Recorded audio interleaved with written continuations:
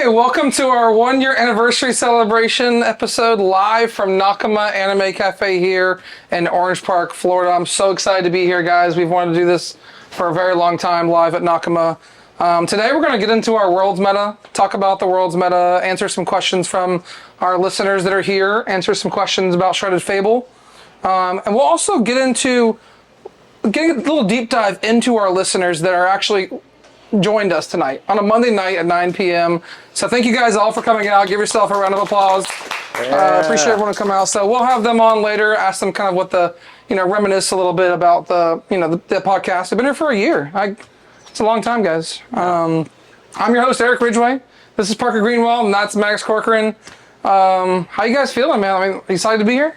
Yeah, I'm excited. I've never done it, I guess, in front of a live audience. We've always just been in the comfort of our homes, But it's cool.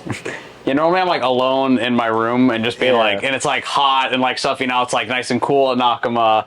Can play some cards before, hang out, get a drink. Yeah. And now I'm thinking probably just like mentally like, oh, how can I try even harder to like throw out like cheap jokes and like lean into the extra humor and just have, exactly. You could finally get heckled by the audience for the first time. Bro, not the dad jokes. You're not a dad yet. You save that for when you're a dad. You had the dad joke last time. We had Tablemon, calling out your dad jokes. So. Tablemon saw it. You guys didn't see it. I had to explain myself, so that felt a little weird. But how was your weekend, Parker? Did you do anything this weekend?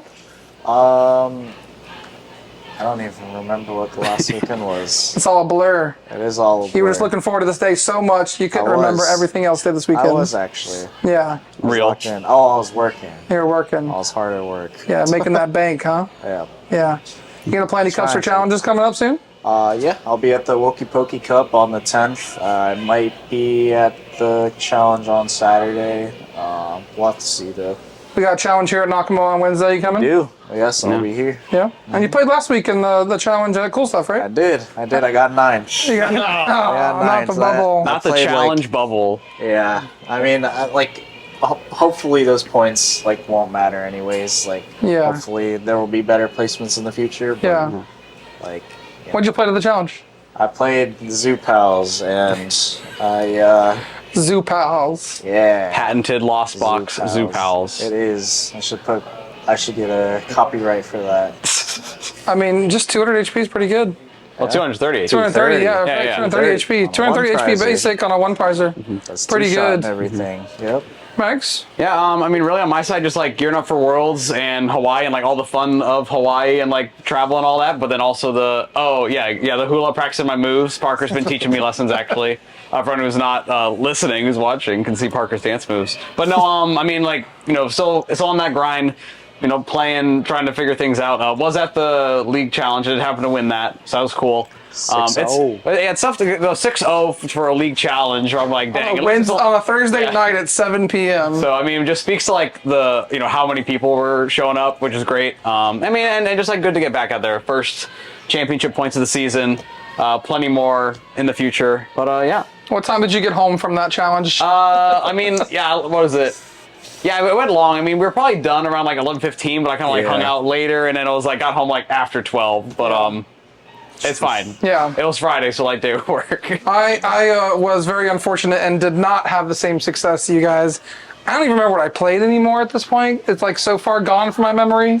Like I went O2 barbecue and I was like, all right, well, I'm just gonna go home early, Get some, what'd you get, Chipotle? The duality. I got some Chipotle, so I got some Chipotle and there was a homeless guy there, so I bought him some dinner and I felt better about myself because I was kind of questioning my... Yeah. Because, sometimes, when you get so competitive and you're really just trying to, lock up your cups and challenges, you just get in that mode of, you put that pressure on yourself. You just want to get it done and get it done. And sometimes you just got to, reel it back and, enjoy Pokemon for what it is. And weirdly enough, seeing a homeless guy at Chipotle, begging for food was, that moment that just kind of, hey, this isn't that serious.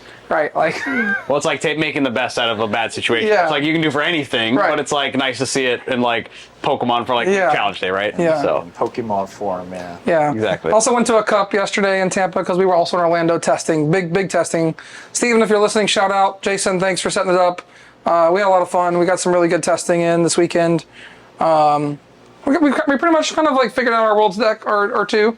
We're getting down to it now. Yeah, I just got to figure out like if one Rowlet or two for United Wings. That's Yeah, what I'm working. yeah. Oh, so wait, can we cut that? Oh wait, for live? how many Mew VMAX are you playing? Mew VMAX will make an appearance. Hey, Mew VMAX.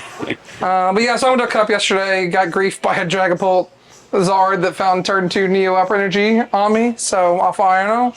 And boss took a 3-press turn and then. It sounds like all of my opponents every time I play. Bro, got Candy Pidgeot off a stamp. I was like, all right, well, it's your day.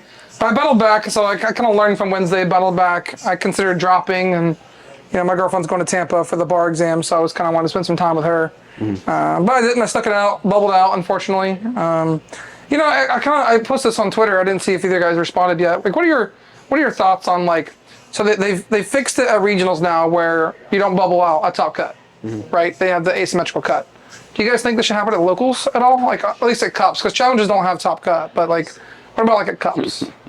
I saw it. I didn't join the conversation. I personally don't really think so, because that adds like a whole another like round Sure. to like another tournament. Sure. Like, some of the venues like they can't support that long, or, That's fair. like don't want to. It's like some don't even want to support how long cups go in general, but like I don't know. I'm somewhat against that. Like, yeah, it sucks bubbling out. Yeah. And, like, it just will happen. So, unfortunately, like if you lose your first round. But what's your like creative tiebreaker? Like, is there any tiebreakers you can think of like that'd be better? there really isn't, unless like everyone got like a hard elo system, and then True. like. True. But then, like, your guy that, his first thing is rating 1600, and, like, I don't know. It's like... It's a little tough. Yeah, there's no perfect system. Yeah, I think you just have to, like, accept that, like, you will bubble out of some cups, unfortunately, which is, like... Because even for regionals, like, the whole asymmetrical cut hasn't really, like, settled in yet, where it's like, oh, this is really happening, like, what's that going to be like? And now we're just saying, okay, we have a 5-round cup, then now we're adding, like, a 6th round to, like, a play into it. It just kind of adds, like more Pokemon, where again I think it's kind of comes down to like the smaller organizer thing. Can they support all of it? Right. These pieces. So. Yeah, no, I mean there's definitely some interesting things that can happen to it. It just stinks to have to like, oh, I hope my opponents play well, so you wish them luck, but like sometimes they just don't. But whatever, it happens, right? Sometimes they don't get lucky, or sometimes you don't wish them good luck. sometimes they get lucky, and then they don't get lucky the rest of the rounds, and you're like, well. Great, thanks for getting lucky against me, but whatever, we'll move on. Yeah. That was the other thing on Twitter where it was the person where it was like, it's like, oh, I went to my opponent at a league challenge and was like, good luck, and they were like, thanks. It's like, okay. Yeah. All right, well, let's jump into the meta a little bit. Let's just categorize all the decks. I know we have our opinions, and we've talked a lot this weekend. We haven't heard from Parker. So, Parker, I want to direct this directly to you for this conversation. Yeah. You've got a top shelf, a middle shelf, and a bottom shelf. Top shelf. What's going on top shelf? Top shelf, I think I'm putting bolts, like just pure go fast raging bolt. I'm putting Charizard with the Dusk Nor line is just like a really disgusting deck. And then Regidrago is also a really disgusting deck. Yeah. I think there's almost is a spot for Lugia there, but like it'd probably edge out just a little bit. Probably middle shelf, because it's just not consistent, shelf. Like, right? Like, if it was like a little more consistent, I don't know, maybe like a 4 Carmine list or something like that. 4 Carmine, that'd be kind of saucy. I mean, like if the deck sets up and you get a couple of like, whether you're playing the rats or like just the other big 2 prize attackers, like, like if it gets rolling, it's hard to. Nothing. And the issue I see with Lugia is like even in the Regidrago, like if you set up multiple Cinchinos, they can just Kyurem them. Yeah. And like they have they're not scared of you KOing me back. Yeah. So I've got a turn to kind of buy, and like you can just get rid of the threat on board to KO you. That's kind of neat. Yeah, the Kyurem makes that scary. You just gotta pray that they open the Kyurem and you can just boss around it. Yeah. Yeah. I mean, also like just in your top shelf, right? Like Worlds format saying that ties are no longer as good. Then like really favoring like the bolts and like almost even the Lugias, where it's like, hey, these are like powerful decks that just go fast. Regidrago, and then Charizard just is still there because it's just so inherently broken with everything it can do. Yeah. And to be fair, the Dusknoir line does like speed up the game pretty significantly. Yeah, the Dusknoir line speeds it up a lot. Like we played the Charizard mirror, and it was like, You can finish set of 3 now with the Dusknoir line in there because it just speeds it up so much more. Yeah. And just giving your opponent prizes. And so many matchups like decks would take into it are like, I'm just going to go poke your Charizard, I'm going to like avoid prizes. And now they can just, now Zard's just like, they just Dusclops, skip all counter that. catch. I mean, they're like turn 2 hitting 290 if you don't take a prize. Yeah. Like, it's like crazy. They go, all right, pop Dusclops, Defiance Band, Counter Catcher, 290. 290's the low end, right? If they pop the Dusknoir, they're hitting. Yeah, true. What? True. 7? Public math, 370? Yeah. No, 360. 290 plus 60 is, 290 plus 70, yeah. Yeah. Yeah, 260. No, it should be, 290 plus 70 is math. 360. Why is it 7? why did we enter in a public math on the podcast? 5 plus 7 is how much? That's 12. It's 13. Oh, it's 8. 13. You're right. Yeah, See, it's we're all 8. wrong. That's what, that's where you're Oh, like, God. that's where you're like 5 plus, you're like 5 plus All right, 6. well. I'm like, what is 6? Like, this isn't math. Stay in school, kids. Anyway, so what's your middle shelf decks? Middle shelf. Lugia. Lugia, Guardy, Lost Box. The fact that Kyurem exists just makes Lost Box not up there. Like, I don't know if people are like really truly gonna be like hard set on playing Kyurem in their decks, but Yeah. like just this existence is enough to, I think, put it there. But I still think it's pretty strong for Worlds, although like I think Regidrago is a tough matchup, and Yeah. I haven't thought or tested against Zard at all with Lost Box. But Take an extra prize with Dusknoir at some point. yeah, it seems like tough, just Yeah. in general. And what decks are you just not even touching for Worlds? Pretty much, I guess everything I didn't mention. Like, I mean, Miraidon? Miraidon's like down there? I don't. I just personally don't like Miraidon. I forgot Yeah. about Dragapult actually. Okay. Dragapult, like Middle shelf? middle shelf, like the left side of the middle shelf. So Oh, one of really? The first Oh, like good. boxes think it's you'd be good. grabbing. Yeah. I do think it's good. Maybe it's just because, like, not exaggerating. Like, my opponents always get the turn 2 Pidgeot, Dragapult, I felt that. Boss, I felt that. Neo Upper. Yeah. You know, and just next turn, just like have everything every turn. Oh, we But, did like, kind of test it is- we kind of tested the Regidrago into Dragapult. Wasn't very good. Yeah. Like, the Dragapult really struggled against Regidrago. Yeah. Well, this is a Dragapult mirror, but like one deck is always behind, and you don't have to put Dreepies into play to Yeah. make Dragapults. You have Yeah. Regidragos. Yeah. Yeah. So 220, like, it's just too much. Yeah. Yeah, no, I could see that.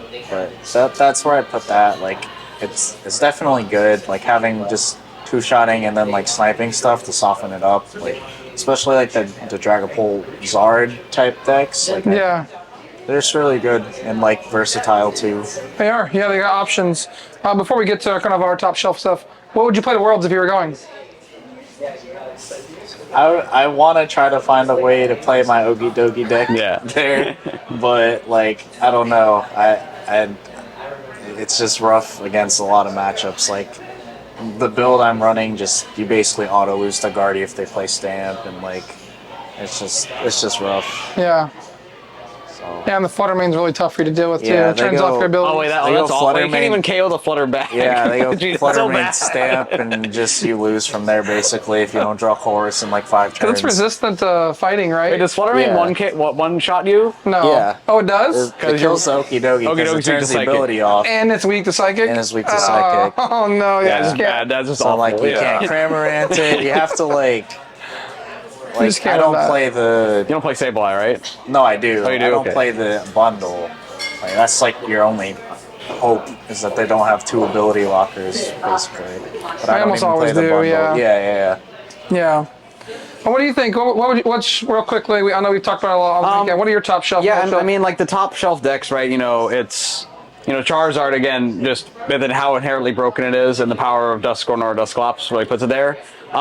Really kind of a surprise, but like if you've been on Twitter, you've heard about Regidrago. Yeah. And it is just like climbing, and people are just saying like, hey, this deck could like be a serious contender for Worlds. Which if you had asked me like a month or like 2 months ago, to like oh hey, what are the chances you play Regidrago to Worlds? I'd be like, oh never, ha ha ha. And now it's like, I mean, it wouldn't be a bad play. Isn't Like, it wild that just like one person put it on the map at like NEIC, and then everyone's like, oh yeah, Kyurem's coming, this is coming, and just like that's all it takes is just one person to get a good finish with the deck. Yeah. So if you're out there and you've got cracked ideals like Okie Dokie and you want to go to a regional and play it, like play it if you've got the confidence, because maybe you just make it a meta deck. Who knows? Exactly, yeah. All right, keep going. Yeah, so again, Reggie Drago, it's in that top shelf conversation. I think for a while, like, Guardy was there, but then, like, if we're putting Reggie Drago top shelf, then, like, can Guardy even be on the top shelf if Zard and Reggie Drago are there? Two bad matches Which is tricky. But again, like, if you're a guard, like, those Guardy players that know Guardy, that show up to NAIC with Guardy, that are good with Guardy, they're going to say, hey, I'm just going to play my games fast, or I'm just going to go win one game. And I think it'll still show up, so this whole deck will be recommended. I mean, the Australian group isn't going to play anything different than Guardy, right? Like, they have to play Guardy, right? They're probably on Guardy. Yeah, I mean, there's no way they don't play Guardy. Brent Thomas and Natalie Millar, if they show up with anything besides Guardy, that would literally be like breaking news headline. Yeah, like, interrupt your daily broadcast. That would literally be like, all right, guys, Guardy's dead for a while. Like, anyways, what decks would you put in the middle tier? They're like not just as strong, but like could be good plays. Yeah, I mean, again, like it's still. I think there's kind of like that big like 7 right now. I mean, it's really just kind of the rest of the decks, like Parker said, where you have like Lost Box. I still think even with Kiram, like could be incredibly slept on. Now, if Reggie Drago is like half the room and everyone's playing Kiram, then obviously it won't. But like if everyone thinks, oh, someone else is going to play Kiram, then Lost Box just won NAIC. Andrew Hedrick's deck list is very, very good and good into a lot of decks still. So I think Lost Box is still to be reckoned with. Yeah. What else are we saying? I mean, yeah, Raging Bolt, just a good solid deck that does what it does better than everything else. I can't remember any better. Dragapult. Yeah, Dragapult. Right, again, Dragapult, it's like, Dragapult Dusknoir is like kind of coming up with some conversations. I just don't know if it's enough. And then Lugia, since it didn't do very well at NAIC, if everyone goes and cuts their Lugia techs, cuts their temples, cuts their hammers, then like Lugia could be world champion. I think very, very easily. Agreed. Hey, I didn't think Lugia would be big at last Worlds, and I played against 4 of them. And it was number one deck. Yeah, I was like, it's like okay, and then like boom, I played against it like 4 of the first 5 games were like Lugia. Exactly. I mean, solid deck. I mean, if you play Rats, like you're good into a lot of the other decks in the room, or if you're worried about Guardian Lost Box, you play, you know, double hands with your vessels. So okay, so I think we're all in agreement that like the top shelf has Zard and Reggie Drago. Yeah. Are those going to be the 2 most popular played decks at Worlds? I think so. yeah, if you ask me, I mean, like today, my answer is yes. Who knows what will happen then? But for now, that's all. Like, Yeah, we don't even have the set released on live yet, so we don't have it. We have a Tournament of Doom this weekend, the World Championship. maybe that dark deck picks it up. You know? Yeah, well, they don't Goes have the up Petra ramp. 50%. That's the problem. Oh no, that Petron doesn't matter.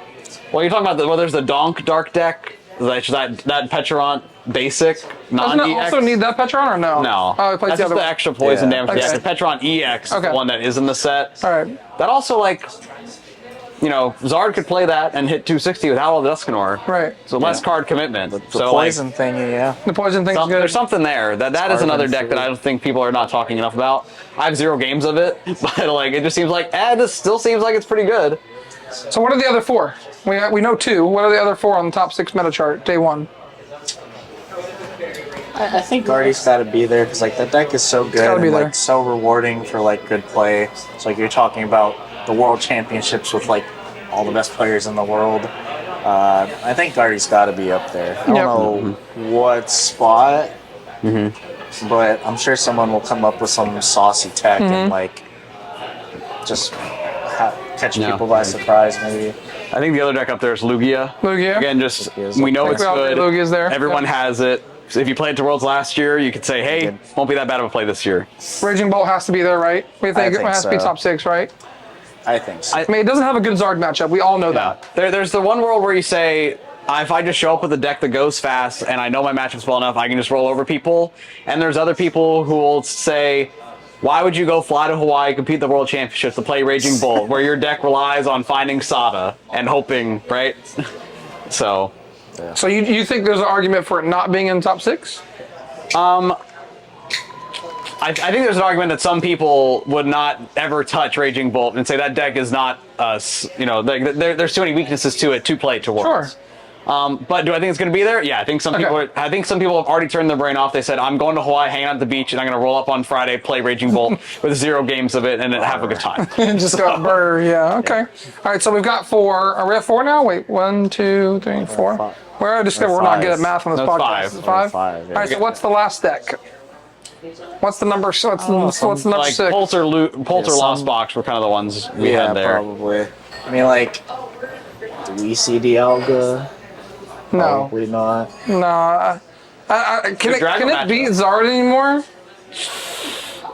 Probably not. I mean, like, we can't beat Zard and you can't beat Drago. Like, what are you beating? No, you can beat Drago. Oh, can you? I mean, if you pop, Yeah, you just go. if you I mean, you pop just off turn. and Yeah, Yeah, you just okay, turn sure. to Star Chronos, Metal Yeah. Blast. Okay, Anyway. fair. Yeah, turn it's 2 like- Star Chronos. All right, sure. No, you know, a guy only opens 2 Charmanders. But we're not beating Zard.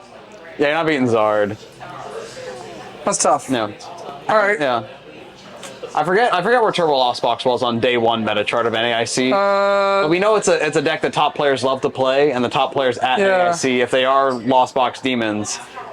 I don't know. Can you go to and say that you just lose No. Drago? I No. wonder if there's some like new Play double mana card, fee? I don't know. like Kyogre that makes that like. Well, they could play the that- Kirim. They could actually. That's what they could play Kirim, right? Who could? Lost Box. Lost Box I could just play guess. Kirim themselves.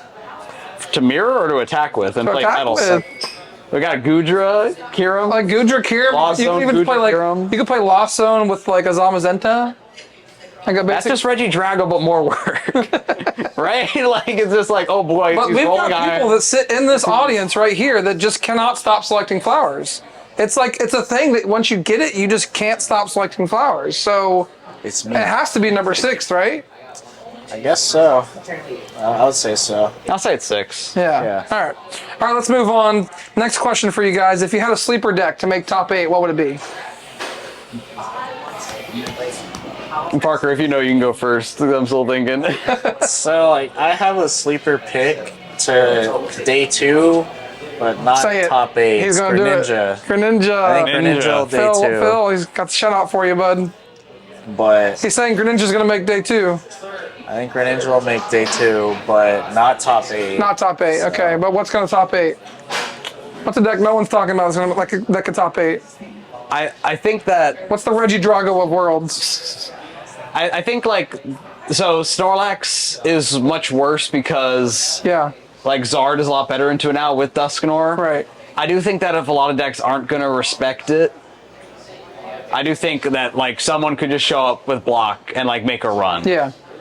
Again, All the right matchups. Yeah, just hit the right yeah. matchups. I mean, but like, I guess I don't know. Dragos like maybe are playing. I've even seen some Locklax playing like the melodic, so you can't even pick up your guys now. Like, if someone's just hitting the right matchups and they can go on a run with it. Again, it's are you gonna put your World's Run on the line to say I will show up with Snorlax and be fine? Yeah. Maybe And actually, it takes symmetrical cuts, so like maybe just roll up at like 15th, and you just get paired into, and you get paired into like Chen Pao or something, and you just go. Chen Pao's actually a sleeper deck. That's what I was gonna, that was my deck I was going to choose with Chen Pao. I think If Ancient Snorlax doesn't Box- beat you, I was going to choose Chen Pao. I think Ancient Box would be my pick. Ancient Box are your pick? Yeah, I think it's all right. It's still just strong. You still just play Yeah. your own game and. Can you beat Drago, though? Gudra over and over again? Probably not. I play 2 counter catcher, maybe a bundle. Yeah, Maybe a you might bundle. have to stick that in there for it. But Yeah. yeah, like So are you beating the 2 most popular decks in the room? Like, can you beat Zard? I mean, yeah, the bigger issue is Zard. Can you beat Zard and can you beat Drago? Like, you probably just can't beat Zard. yeah. I don't know. I don't know, but I Oh, still, that's a cute ancient booster capsule energy you have. Anyways, Dusclops. Anyways, okay, let's go on to the next question. This time for you. My deck was Chen Pao, if that wasn't clear. That was what I was going to say. What's the best card that's in Shredded Fable that no one's talking about? the full art Ogie Dogie. The full art Ogie Dogie? I'm just kidding. Why? No, that's not it. Okay.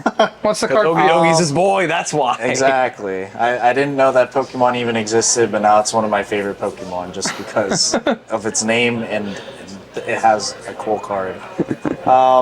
We're getting there. You said the best card? What's like the one card that like Absolute- that is gonna see a run? You're gonna see it in day 2, like top 16. Oh. That no one's like talking about, like this card. No one's talking about? Not many. It's like just like slept on. I mean, I think the best card's obviously like Pheasant. Everyone knows Deputies, that. like Yeah. What's the card that what's the best card that no one's talking about? You got something? I mean, I said it last time as like my fun kind of thing, like the fighting type basic Blood Moon or Saluna. Yeah. Yeah. No, that And one's I good. like that. Like I've seen a couple people talk about it on Twitter, but like, Yeah, I like that is card. that gonna top 16 worlds? The problem is Iron Probably Hands. not. Like where Iron Hands is? Where is it right now? That's like I mentioned it earlier. I was like, Iron Hands, your opponent bricks, and you can Iron Leaves Charizard and stuff. true. Maybe, Maybe.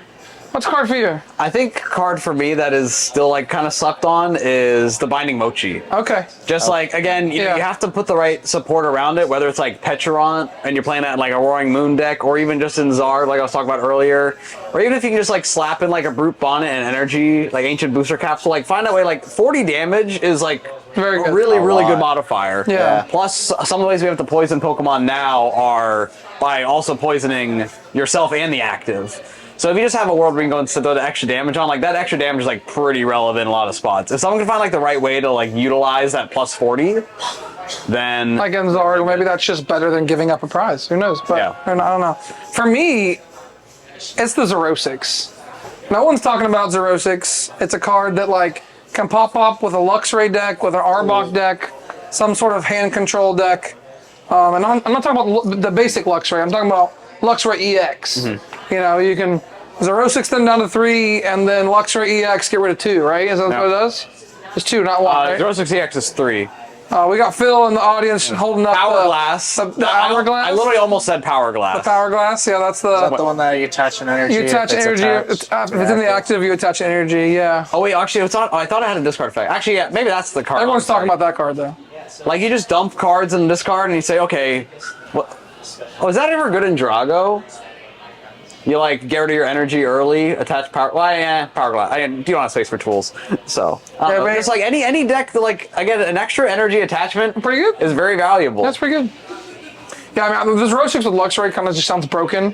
If you could just like figure out the deck, or even like Xerosix with Arbok, just like feels like actually broken. So I don't know. No one's talking about that card enough. Yeah. Anyway, those are our questions. That's what that I have for us. We've got questions here from listeners, so I'm just going to select one and we'll go through it first.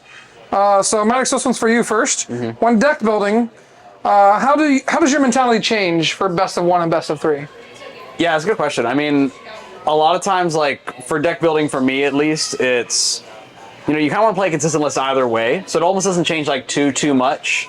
I think like depending on the tournament you're going to or building towards, you can either say I want to have an answer to everything, or I just want to win as many games as possible and like exclude the outliers. So maybe if that's saying like for a best of 1, you're saying, hey, I don't respect Lugia at my locals, I'm not going to play my Lugia techs. You'll run more consistency, play extra Nest Ball, play an extra support or something like that. Versus maybe for a best of 3 at like a larger tournament where you say, okay, for this, I need to have better answers to these difficult cards or these difficult matchups, and I'm less likely to get like unlucky and say I didn't open the Nest Ball or I couldn't find my basics as easily, because you have more games and more variants to get out of that. So I think it comes down to like those last few cards where like your core should be the same no matter what. But like for building a deck, I at least lean a little bit more on the consistency side for best of 1.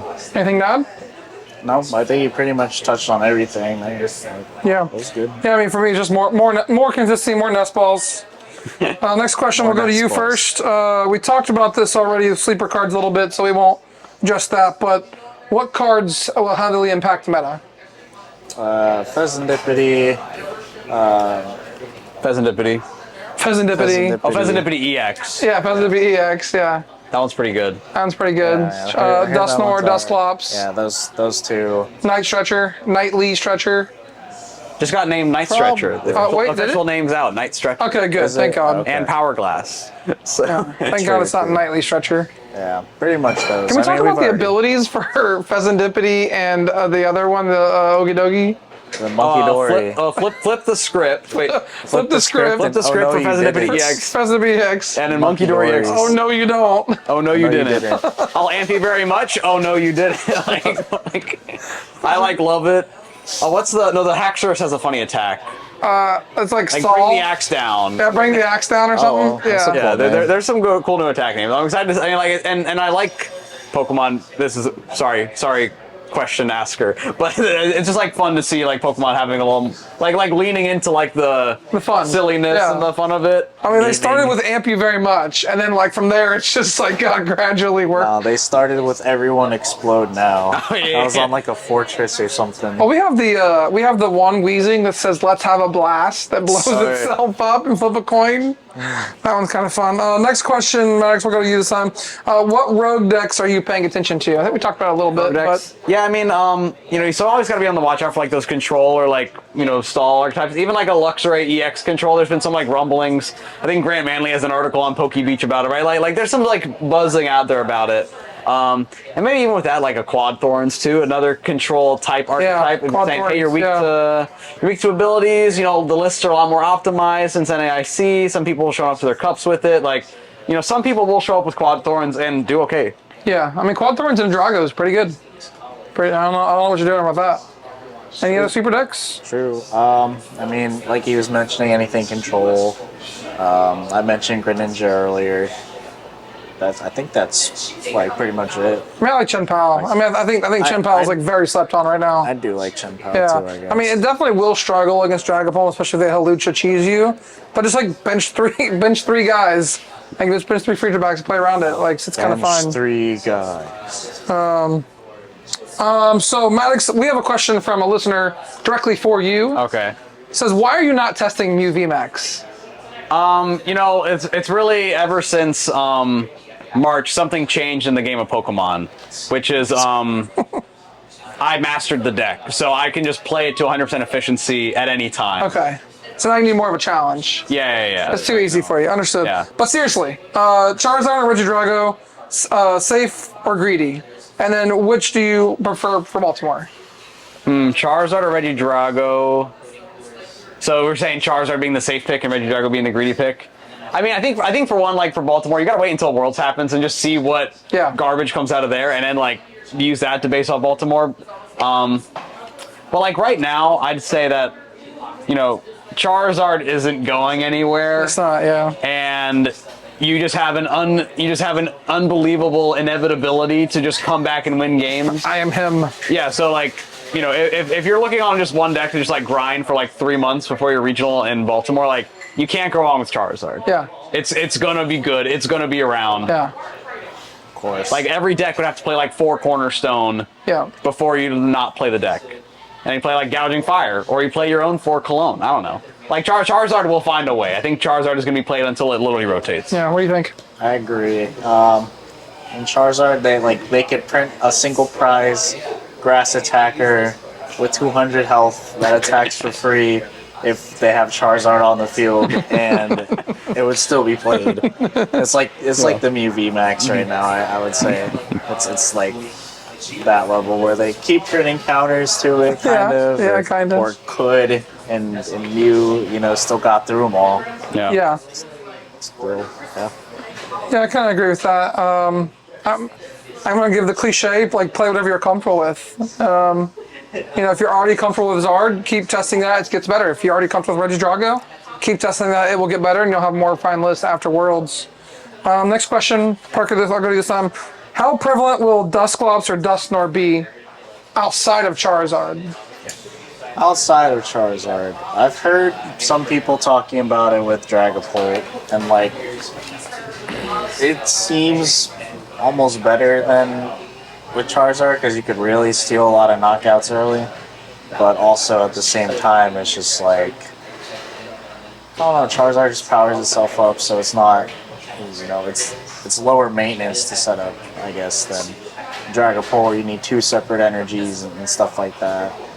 But I don't know. There's like that Lost Box-ish deck that popped up, which I think they've kind of discovered in their testing to be a little bit more of like a meme or fun league deck than an actual competitor deck. But it'll pop up somewhere. There's probably some random deck that'll be focused on Dusknoir maybe. Yeah, maybe. Yeah. Like a Luxray.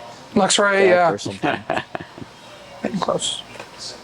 So next question for you, Max. Do you play Fezidipity in every deck? And do you think the pool rates in Terra Fable are going to be similar to 151? Do you play Fezidipity in every deck? I think you play it in like literally almost every deck. Where really here it's it just comes down to like, can you afford the bench space, or are you trying to like limit your liabilities? I think in a deck like Ancient Box, you like really want Fezidipity, but you don't want to allow Like you don't want to give up that 2 prize turn. Something like Gardevoir, kind of the same thing. You're trying to like preserve a single prize board state. I think in most other decks, like especially if you're like a 2 prize beat stick deck, or even a deck like Charizard, where you just have like enough power surrounding it that like Pheasantipity is an instant include. All right, so last question before we get to our next segment. Oh wait, there was pull rates question. Oh yeah, go ahead. Pull rates. I'm not a pull rates guy. I don't believe in pull rates. I mean, like We don't pull nothing. I mean, 151, like I pulled a God Pack Charizard, so like I feel like for me maybe it'll be okay. No, I don't know. It's like Yeah, I mean your pull rates are like infinite to what everyone else's are, so we're not even. I mean pull rates. Like I do think that is a risk, especially going into Worlds. And we talked about this before, like last week's episode of the pod. But like, will there be an impact of how hard cards are to pull? Yeah. I hope that like the pull rates won't be too terrible for at least the base rarities. Yeah. There's always gonna be some of those like alt arts that are like harder to get. I think some of the coolest art of cards are the ones in the promos, like the promo Kingdra and the promo Greninja are like super, super beautiful cards. Yeah. So I mean, here's just hoping for everyone that, especially with like the late production runs, that there's good pull rates and everyone gets what they want. Yeah, true. All right, so we got our last question, and this one I think you kind of referred to Okidogi EX early a little bit, so this would be a good question for you. Do you think the Loyal 3 and Petra are going to be played in the same deck, or are they more likely to be played in like as one of in a standalone deck? I'm guessing the Loyal 3 is like the Petra, the Petra EX, Okidogi EX, and yeah. I mean, I think it's definitely like Pheasant EX. Yeah. I think it's definitely an out of the box archetype where you can just put it together and it'll be good. Yeah. Like, do you think the deck Day 2's Worlds, if someone like has been playing with it and knows it well enough, and it is inherently strong. Like it is. it's just more like a Raging Bolt, right? In a way. Yeah, but it's like is it better than Bolt? Probably not. Yeah. Kind of thing.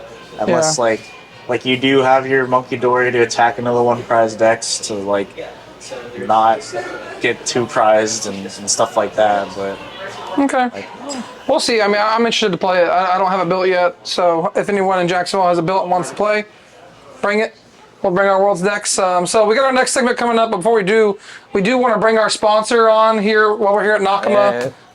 Sean, welcome to the podcast, man. Thanks for having us. Thanks for having me. Yeah, guys. thank you so much for having us. Yeah. That's a great setup you have here, man. Like, tell us a little about what brought Nakama to life. The bar's been here for about 2 years. I have a passion for anime and Pokemon. Growing up, everyone watched Pokemon, but I've seen every episode of it. I'm in love with it. I play Go. I'm level 42. I play everything Pokemon. I'm all about it. So it's a good fit. My wife's into karaoke. I have a background in restaurants and bars, so it's a perfect matchup. Bringing it together. Yeah. Well, what made you get involved with Pokemon leagues, and then expanding upon that? What made you decide to hey, sponsor a team and sponsor a podcast last season? Just the passion behind Pokemon. I've actually went to, I was 8 years ago, I went to Cool Stuff Games in one of Parker's leagues. And oh, really? there, yeah. So when I first moved to Jacksonville.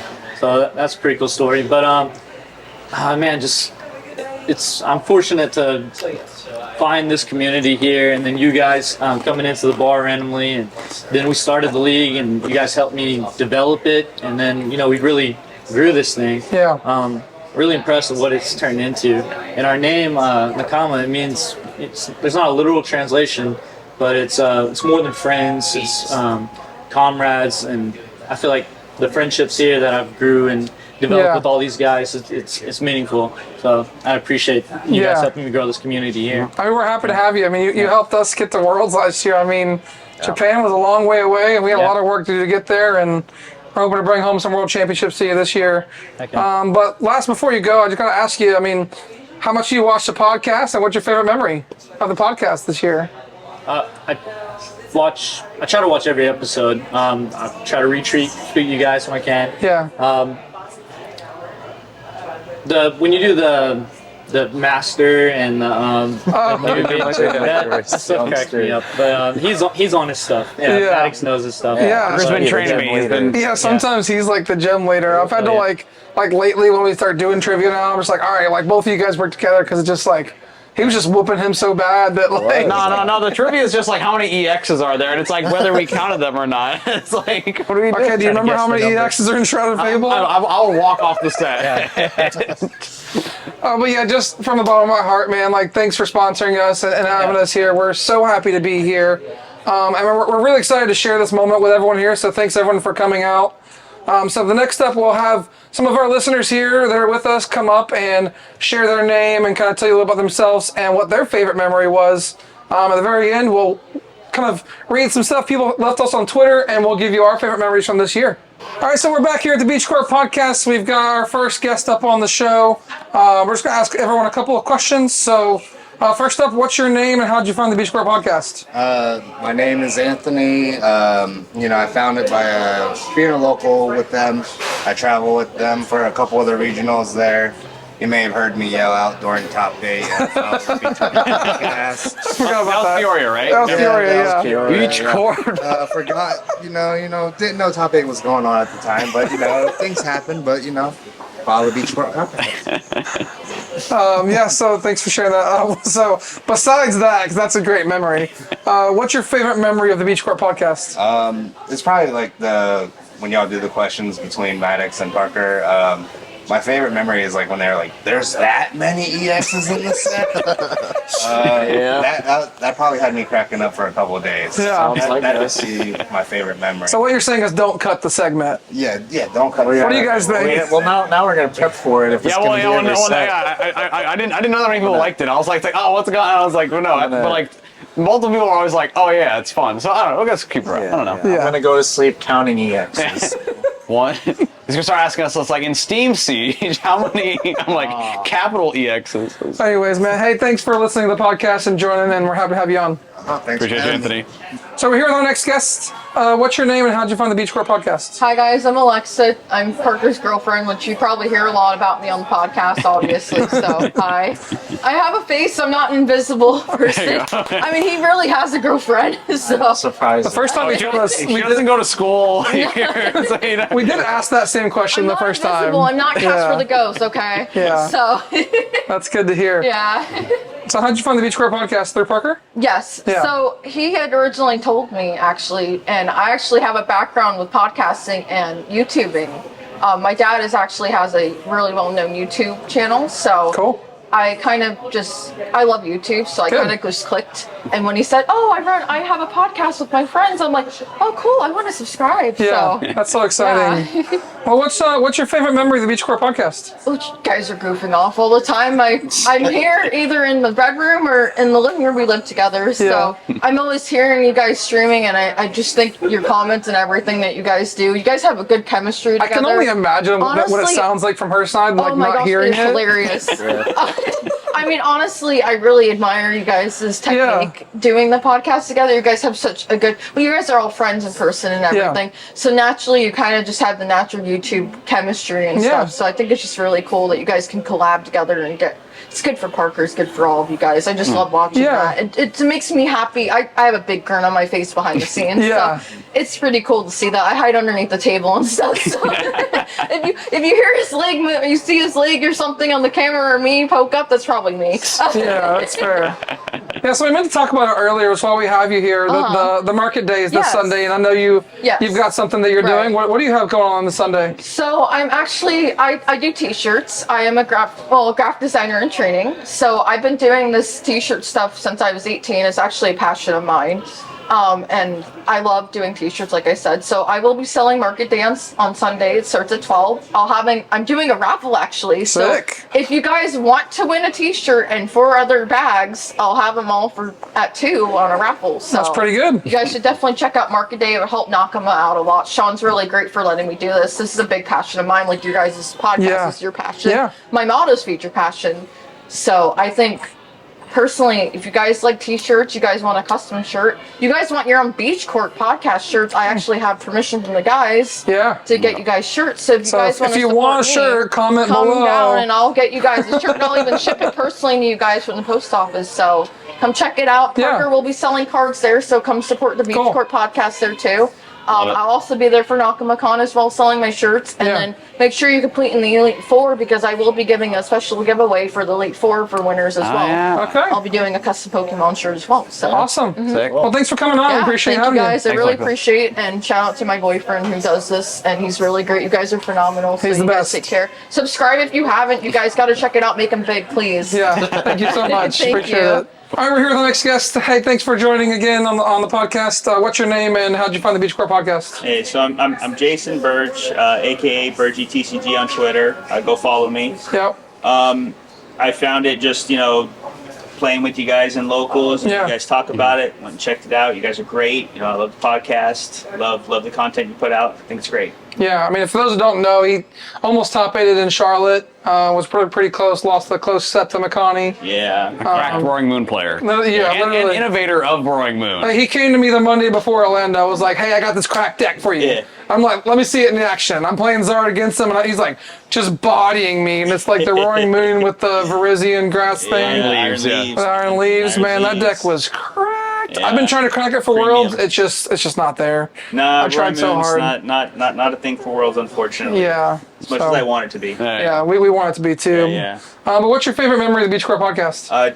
Definitely Maddox's top 4 episode. I Yeah. know a lot of people say that, but what everyone doesn't understand is like when he made top 8 and going for that turn 1 knockout, I was screaming in my living room. My wife comes out, she's like, "What the heck is going on?" I'm like, "Maddox is gonna roll Makani. This is great." Was that after or Oh, man. before your Charlotte thing? That was before. Oh, okay. Yeah. Well, that was the next tournament. But This is the next it tournament. was almost back to back 904 and top you 8. at Charlotte too? We played in Knoxville. Oh, Knoxville. I just okay. remember I get compared to McConaughey. I'm like, Arceus. I'm like, Yeah. this for dinner, bro. And he flips over at Gigas. Dang. Yeah. That sucks. Yeah, it's a great episode, and we're Yeah, very it's a great excited to have episode. him Okay. here. But so yeah, it's a good memory. Yeah, guys, keep doing what you're doing. I love it. Yeah, thanks for Appreciate coming it. on. Appreciate you. All right, we got our next guest on the Beach Core podcast. Tell us your name and how you found the Beach Core podcast. My name is Evan Chismark. You may also know me as E=MC. E equals. I mean, he sings it every week here. Equals MC. That's why. That's how I know him that. And I just kind of learned of y'all from word of mouth when I did pre-release, and also one time at locals you brought the business cards that also double as B-star markers. That's Maddox. Maddox did that. That's all his brain. Yeah, that's a good time. So, what's your favorite memory of the Beach Core podcast last year? I want to say there was that episode and y'all doing the predictions about the 151 set. Oh yeah. Okay. Look at months later and see how it panned out. How accurate were the predictions? Did we do well? I never went back and looked. I don't remember. I don't remember either. Well, I mean, I think he said Mew. Yeah, that's in every deck these days, right? Yeah. The Mew 151. Mew EX, Oh, Mew yeah. EX. Yeah, it's in every deck. Yeah. That's his boy. He's got the Mew up here on the screen. Thanks to You're you. welcome. Evan Yeah. built this actually. Evan built so- this today before the podcast. So thanks for bringing Lego that. night. Lego Gotta night. represent Mew always on the Beach Court podcast. Always. But Evan, thank you so much for coming on. We appreciate having you. Okay, so we got our next guest here on the Beach Core podcast. We're going here and having a lot of fun having you guys on. So tell us your name and how you found the Beach Core podcast. What's up, guys? I'm Gio. I found Beach Court podcast just coming around the locals. Sometime last year, I got into Pokemon TCG and came out here with Sean and all you guys and Yeah. just started testing. Sometimes I feel like the 904 punching bag. I come over here and get beat up by you guys, but it's all in good fun, man. Sometimes you win. Yeah, You've won a couple times, right? No, you've been picking out Gio. I kind of remember, I think one of your first games here. I think we got paired and we were both playing Miraidon, and then it's just a back and forth there. It's mirrored. Our decks were still built so differently. Yeah. I was like, hey, what do you think about these cards? What do you think about these cards? And then weeks after that, you're coming back and just rolling over people with Miraidon. Oh, I So, remember that, yeah. True, It's very That was quickly my- rose to the ranks of Miraidon. That was your deck. Yeah, Murata that was your my deck. Well, I started with Palkia, but that was like a battle league deck you just Yeah, yeah. buy and play. And Yeah, we love some Palkia around here. But anyways, for those that don't know, Gio tried to quit. Gio tried to quit, and we all were like, Nah, fam. Like everyone roasted him. Was like, you got to come back. Like, Yeah, they didn't and let it here happen. you are, right? For sure, yeah. Are you happy? Never give up. Are you happy being back? Yeah, of course. I'm always gonna love Pokemon. I just, had to take some personal time. Yeah, it's okay. Take a break. Playing the game so much and grinding. Like, I mean, you guys. Even I said it earlier, man. It's tough. Yeah, and life happens. So Life does happen. But the you guys game's always didn't let here me for quit, you. I'm glad. The game's always here for you. Want it? That's course, we're we're a always great. here. We are always here. Yeah. If you ever need anything, this group of people right here, the Appreciate Nakama group, or whatever, how you said that, it's family, right? We are Nakama. We are Nakama. Sure. We're here for you. Definitely family. Anyways, what's your favorite Beach Girl podcast memory? I'd say a recent episode you guys had with PJ on the podcast. Oh, Yeah. I thought it was really cool with the GameStop partnership and Yeah. what they got going on, and it's like great for the community and for the game. So it's great to see it grow, and like that's big moves, man. So like definitely excited to see where it goes. yeah, he's going to be really good. I think GameStop's going to be very good for the community. Like having locals at GameStop. Oh yeah, for I mean, sure. like that brings me back to like Toys R Us days. Yeah. Like Yep. God, Nostalgia for nostalgia. sure. Yeah. But thanks for listening, man, and I appreciate you coming on today. Yeah, thank you guys. Yeah, no problem. Appreciate I it. appreciate you. All right, so we got our next guest on the podcast. What's your name and how'd you find the podcast? I'm Andrew. I actually found the podcast through Maddox. Me and Maddox were OG testing buddies way back in the day. Yeah. I'm gonna break the script here a little bit and be honest. Go for it. So the very first day we got into competitive Pokemon, me and my wife went to a local card shop in the Jacksonville area, and her very first matchup was against Maddox. Maddox was playing an absolute pile. No idea what it was. But she had. Wasn't she playing Masquerada? No. This was way back. Oh. This was, I think, Lost Origins. Okay. And she had a Mew VMAX pile. Before anyone knew Maddox, before the whole VMAX thing took off. So I'd like to imagine that she was the innovator that. She's why he played enlightened VMAX. Him, exactly. She rolled him so much Exactly. that now he had to play that Yeah. deck. Well, I knew Andrew before I knew pretty much everyone I else. remember here. you telling me you were like Yeah. testing with him before like Yeah. Charlotte I and mean, Orlando. before Orlando, right? It was us meeting at Java Game House, Yeah, exactly. and then us playing a lot of Mew versus Lugia, and I played against a lot of Lugia at Orlando, and Right. like all those games, I was like, hey, all of it is building blocks. We're, Yeah, we're always getting there, all right? Yeah. exactly, yeah. Yeah. And no one needs to know about the fact that I think I went like 2-5 or something like that No. during that Orlando You match. just flipped the wrong coins. Exactly. It's fine. There weren't even coins Yeah, then. the one It was- the deck was broken back that was then. broken Lugia. For the yeah. one time I played Lugia to a regional, I would like terrible. Like I started like 1-3, and I was like, I'm out. Parker, can talk Parker, about same that. thing. Like I think like didn't you prize like 2 Lugias on your winning it or whatever? Well, basically, Well, you when lost I to Charlie played it in Kerr. You played him round 1. Yeah, and then well, I you guess got when I second played place. it in Orlando, I played Brad near the last round at 6-1-1, and I prized both my V-stars, so I couldn't V-star in Game 3. But then I ran it back in Charlotte like a couple weeks later or whatever, and I got destroyed. I started 0-3-1. I lost one game to a Lost Box Rayquaza just by him manually attaching 3 turns to Rayquaza while I just sat there and he escape roped out my only Lugia. So those of you that like ask questions like you did with the best of 1 or best of 3, that's an example of a best of 3 deck with 3 Lugias and 2 V-stars, and the variants going your way. But what's your favorite memory of the podcast? Oh man, my favorite memory is when you tried to break Pokemon. When you said we need to get rid of prizes. Oh Get- boy. Get rid of prize cards. Oh yeah. Just perfect. Okay. I mean, like- I want the game to be broken. Why do we need like we built a 60 card deck? Let me play with my 60 cards. But in general, one thing I do appreciate about these guys is the fact that they are able to actually break down the game with very good insight and knowledge about it. Yeah. Okay. You guys have a lot of insight. Yeah. You put a lot of time and effort into it, and it shows. You guys got incredible results after only just a small time being truly competitive in the game. Yeah. So. I mean, all the data that we get, it's all comes from his brain. He's our data guy. I'm like, hey man, if I change this card, what's my percentage of starting this Pokemon? He's like, yeah, you go from 36 to 38. I'm like, sick, great, thanks. Quick math. So he's the Jake Gearhart guy. He's the math guy. So we appreciate having you on as well. Not a problem. Thanks. I appreciate it, Andrew. Next on our podcast, we've got our best friend Phil here. I'm very happy to have you here, man. Like, Good to be here. Good to be here. So we played a lot of games together.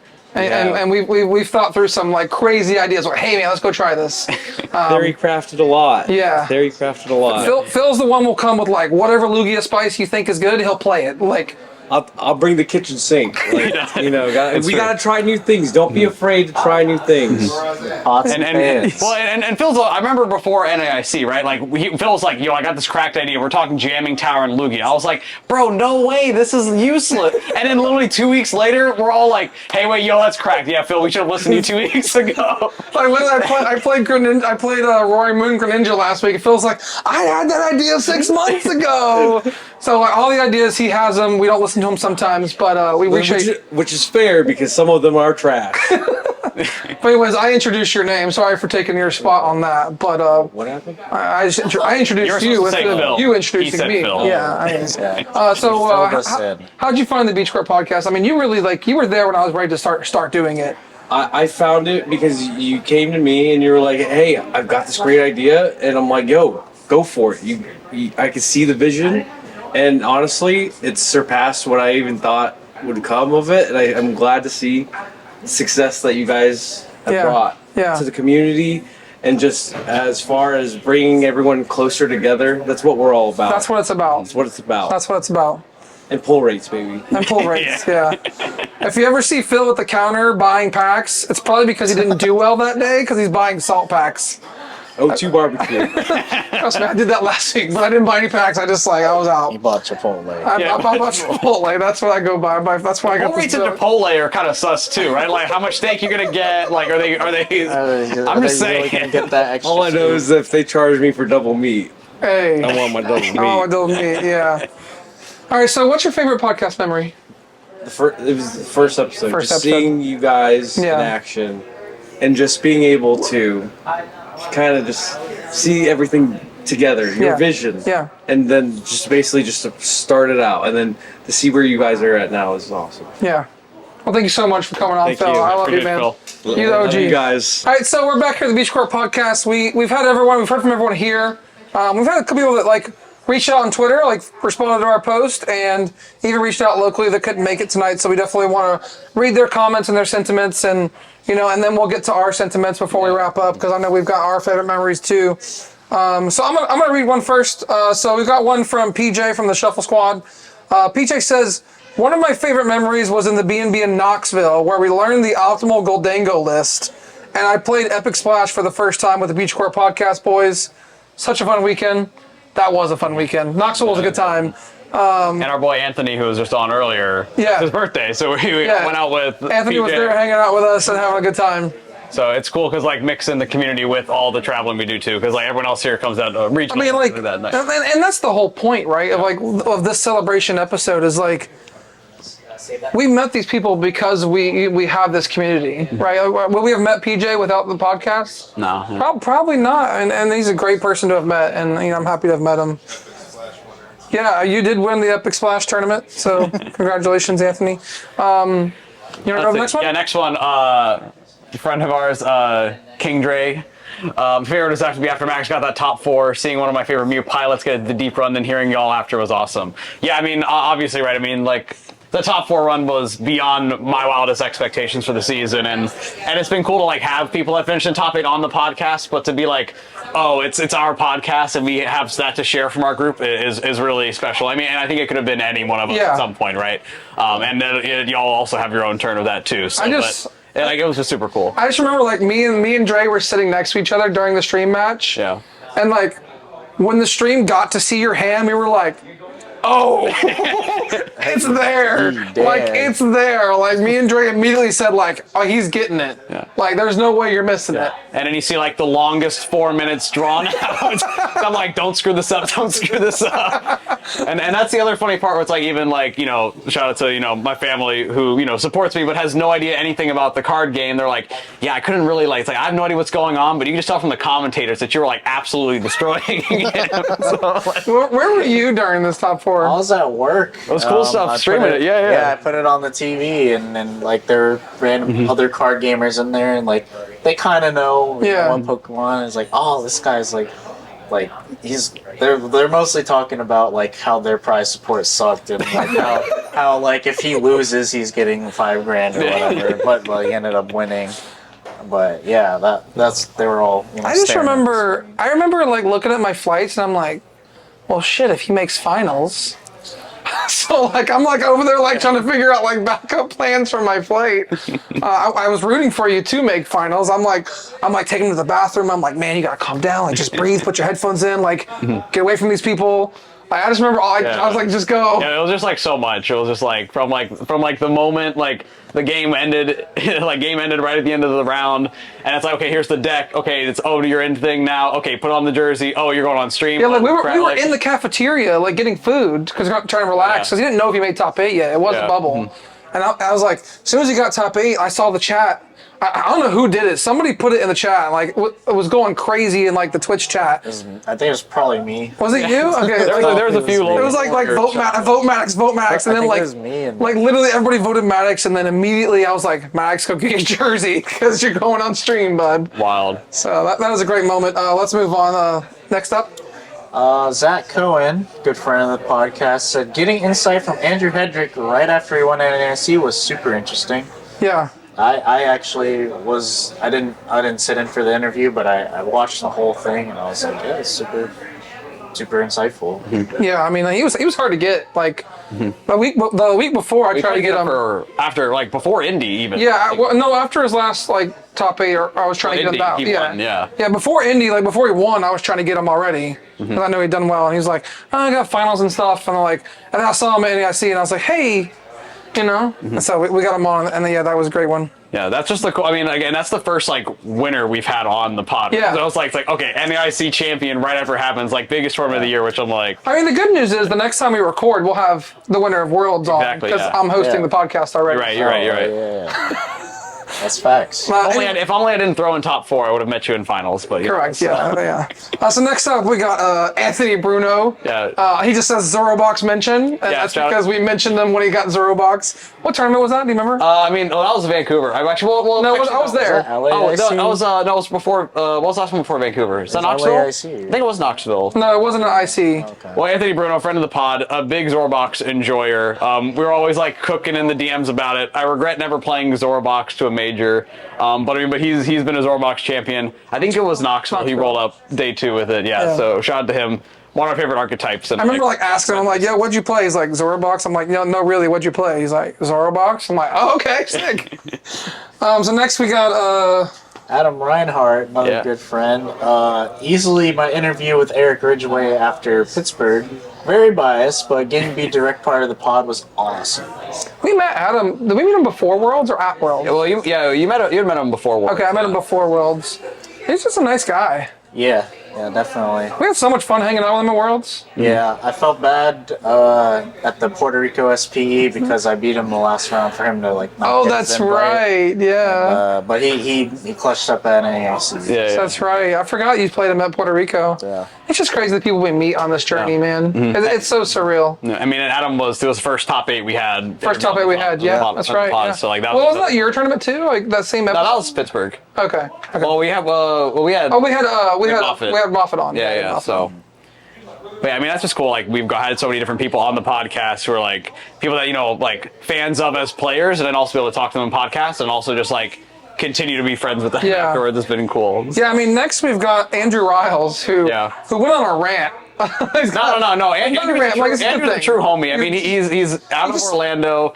A true fan of the pod. Listen, he's the type of person you want as a fan of the pod. Yeah. He's liking your posts, hyping you up in the comments. Like Andrew's a true homie, and has had a good season this year for only the few regionals he's been to. Yeah. So. Well, he did really well in NAIC. Yeah, I mean, he day 2'd first regional of the season. Future box, right? Pittsburgh, and then day 2'd in NAIC also. So he's been. So he's got a couple here. I'll read the first one. I'll let you read the next one, and then you read the last one. Then we'll talk about it. So he says, I have a couple. Pittsburgh, I started 1 and 2 and called it back to day 2. Maddox was there supporting me and boosting me up when I was down. Oh, this is Pittsburgh. Yeah. Asking me if I need anything, just being so careful, so caring. When his flight was canceled, he had to miss the event himself. Just so selfless. Yeah, I mean... Read the next one. We'll talk about it afterward. Getting to hang out with you guys at Indy, going to Hibachi Ramen place, and Eric being so nice and buying everyone a shot of sake. Yeah. We do like sake. Yeah. Shout out Nakama. His last one is not being at the event, but seeing Maddox pop off and get that top 4 was so insane, man. So cool to see how well you did, man. Can't wait to see and hang out with all more, and can't wait to see how you guys kill it at Worlds.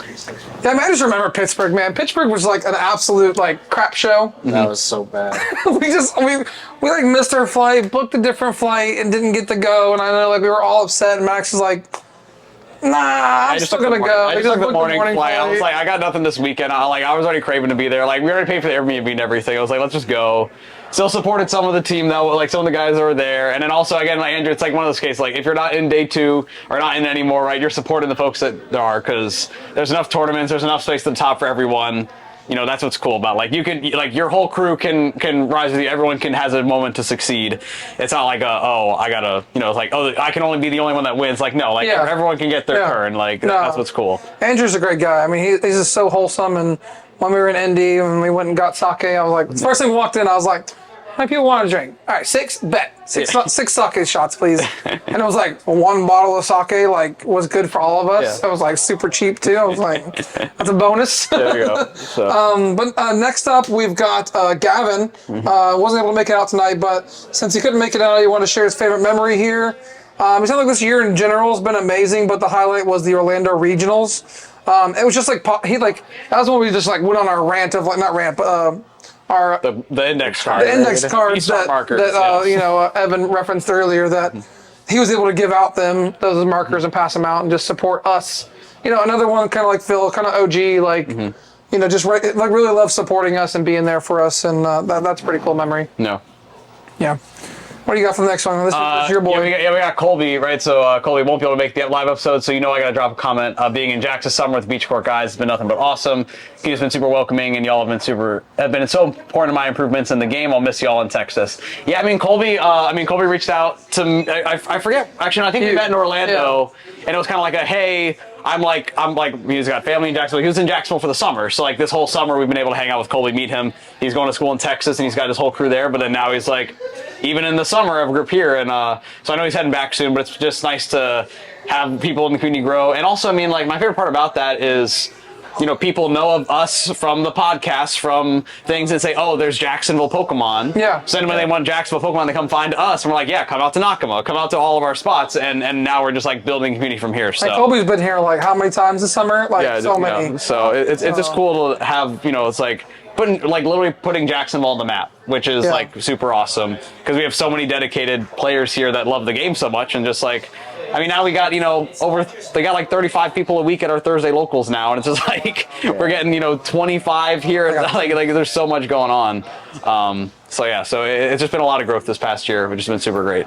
Yeah, and last one, I'll do this one because this is our Tallahassee friend, Drake. Drake, yeah. The episode following top 4 finish by Maddox at Portland is number 1 for him.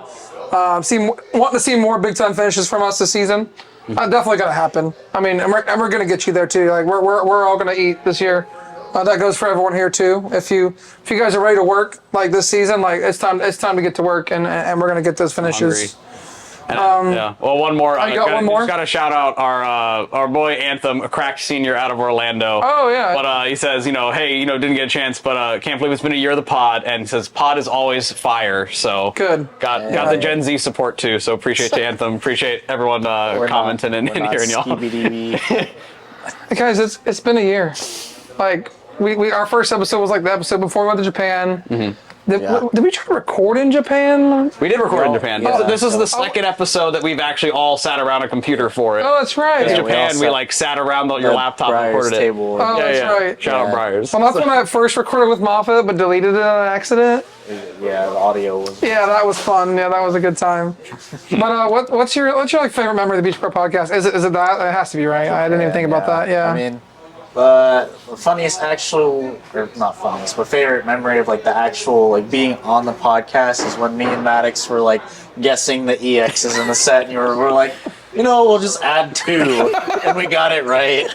so that was super hype. But that was a good moment. But being with the guys, it's got to be the Japan trip. That was like once in a lifetime. It really was, yeah. Insane.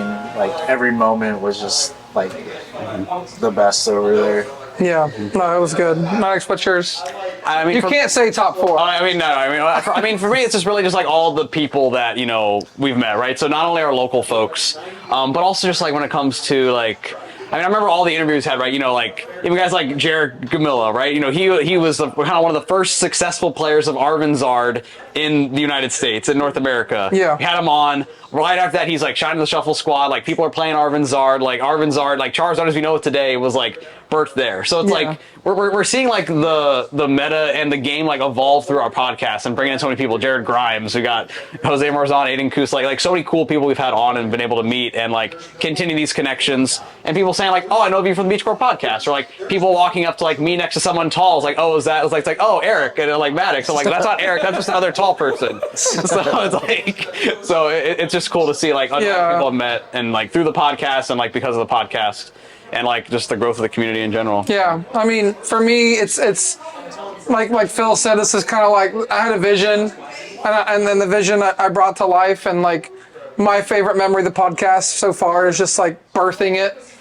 You know, like just getting it off the ground, like with Phil's help, and you know, I've had a lot of people help me, and like you two agreeing to do it, and just being on this ride with you guys for a year has just been the best. And each of us have our own things that we bring to the podcast to make it the best. And I just hope we can do it for a lot more years. And just keep growing this thing. And just gotta shout out Eric, because I mean, like, it's easy to start a podcast. It's very hard to keep one going. And Eric is like doing the bulk of the work of the editing and the work, and like I just get to show up, be a talking head. And like you do Twitter, you do a lot of Twitter. But like Eric's like put in a lot of the work, and like it's hard to keep a podcast going. And the fact that it's been like a year with you guys has been yeah. Doesn't feel like a year. Doesn't feel like a year, but you know we're gonna go to Hawaii. So the next time you hear from me, I'll be the world champion. He'll be the runner-up. From us before then. We have an episode before Worlds. No, we don't. We don't? Are we cutting that? Okay, I don't know. We'll talk. I'm pretty sure we do. News to I don't even. Well, I don't know. No, I don't think we do, buddy. There's an episode due. We'll figure it out. Who knows? You'll hear from us when next time you see us. I might be a world champion. He might be a runner-up. Skirts and anyways, Mark will be dancing with hula skirts. But thank you so much for everyone that says like listen to this podcast, enjoyed it.